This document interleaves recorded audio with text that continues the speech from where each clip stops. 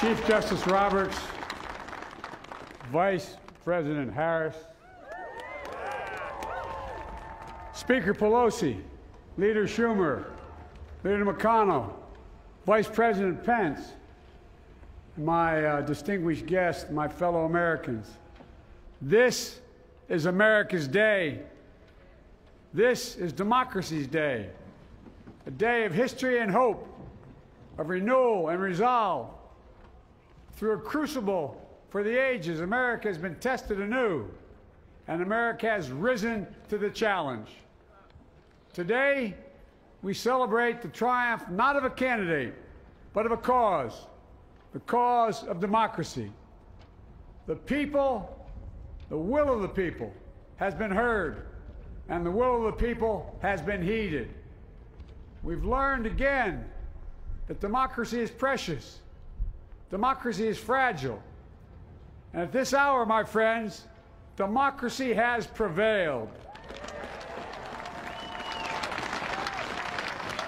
So now, on this hallowed ground where just a few days ago, violence sought to shake the Capitol's very foundation, we come together as one nation, under God, indivisible, to carry out the peaceful transfer of power as we have for more than 2 centuries.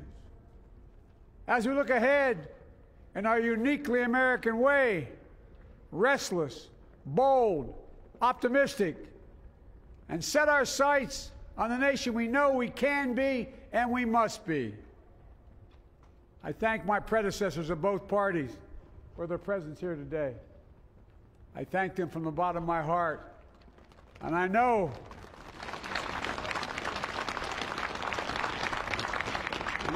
the resilience of our Constitution and the strength of our nation, as does President Carter, who I spoke with last night, who cannot be with us today, but whom we salute for his lifetime in service.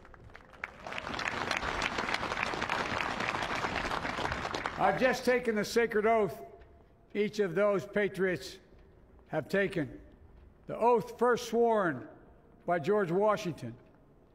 But the American story depends not on any one of us, not on some of us, but on all of us, on we, the people, who seek a more perfect union. This is a great nation. We are good people. And over the centuries, through storm and strife, in peace and in war, we've come so far. But we still have far to go. We'll press forward with speed and urgency, for we have much to do in this winter of peril and significant possibilities. Much to repair, much to restore, much to heal, much to build, and much to gain. Few people in our nation's history have been more challenged or found a time more challenging or difficult than the time we're in now. Once-in-a-century virus that silently stalks the country. It's taken as many lives in 1 year as America lost in all of World War II. Millions of jobs have been lost. Hundreds of thousands of businesses closed. A cry for racial justice, some 400 years in the making, moves us. The dream of justice for all will be deferred no longer.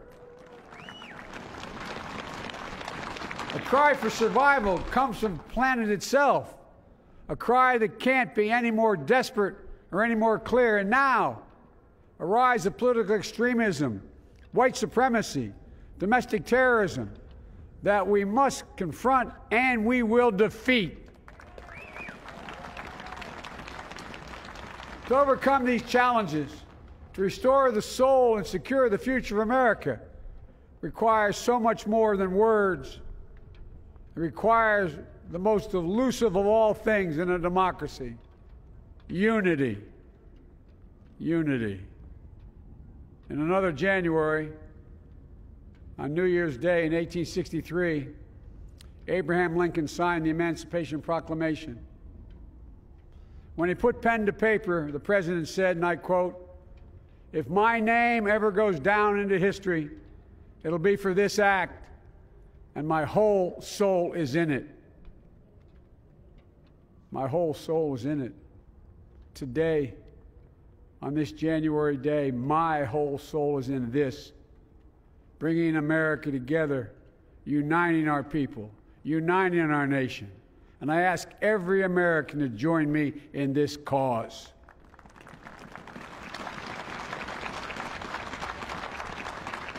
Uniting to fight the foes we face: anger, resentment and hatred, extremism, lawlessness, violence, disease, joblessness, and hopelessness. With unity, we can do great things, important things. We can right wrongs. We can put people to work in good jobs. We can teach our children in safe schools. We can overcome the deadly virus.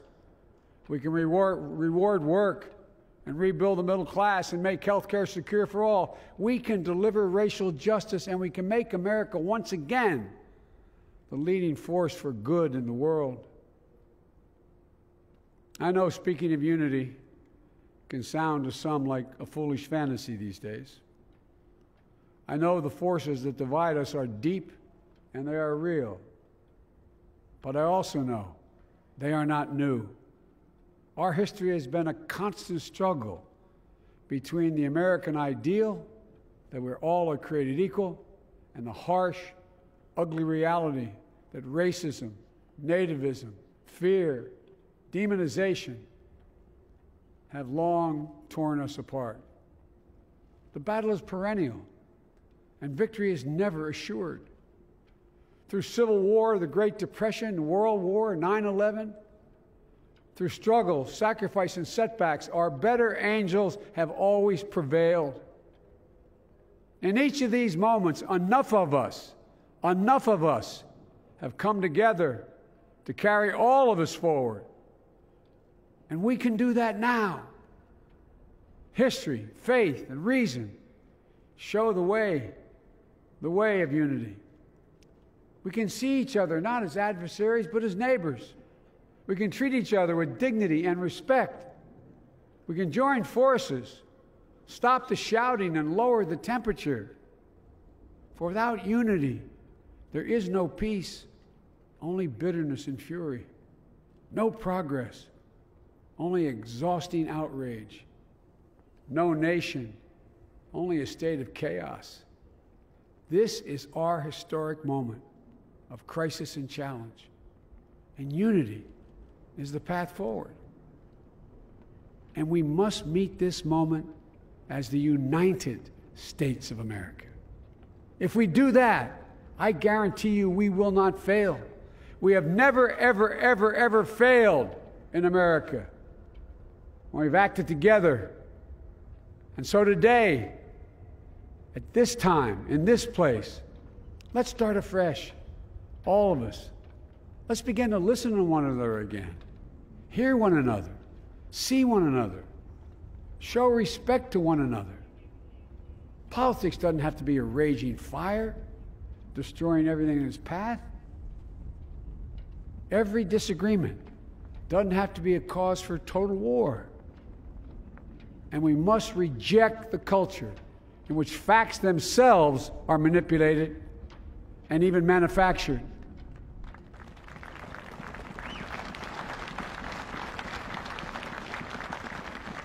My fellow Americans, we have to be different than this. America has to be better than this. And I believe America is so much better than this. Just look around.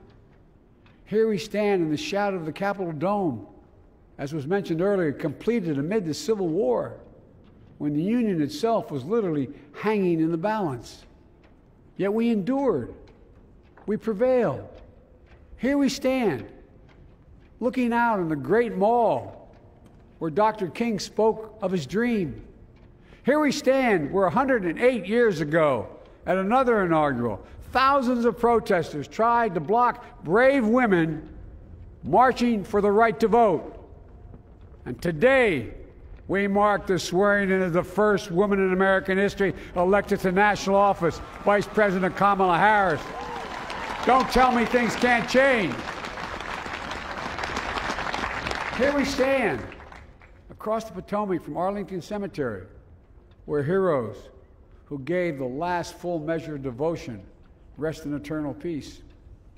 And here we stand, just days after a riotous mob thought they could use violence to silence the will of the people, to stop the work of our democracy, to drive us from this sacred ground. It did not happen. It will never happen. Not today, not tomorrow, not ever. Not ever.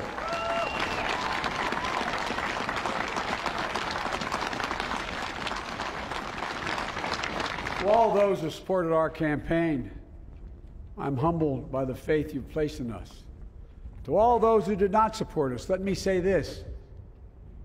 Hear me out as we move forward. Take a measure of me and my heart. And if you still disagree, so be it. That's democracy. That's America. The right to dissent peaceably within the guardrails of our republic is perhaps this nation's greatest strength. Yet hear me clearly. Disagreement must not lead to disunion. And I pledge this to you. I will be a president for all Americans. All Americans. And I promise you, I will fight as hard for those who did not support me